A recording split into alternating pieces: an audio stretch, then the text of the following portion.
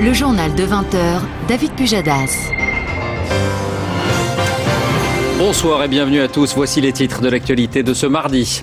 Le casse-tête du plan de rigueur discuté à l'Assemblée. Pour compenser les reculs sur les niches fiscales, il y aura un nouvel impôt de 2 ou 3% sur les hôtels de luxe.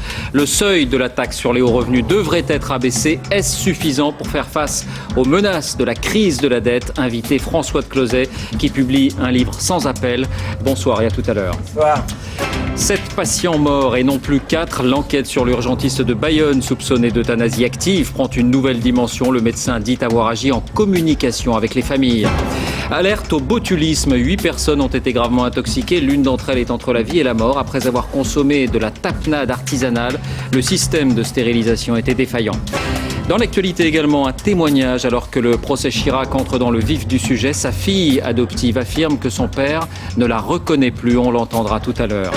Nous irons au pôle Nord où les grandes manœuvres ont commencé pour le pétrole. Un accord au sommet entre les géants russes et américains a été signé pour explorer les colossales réserves d'or noir.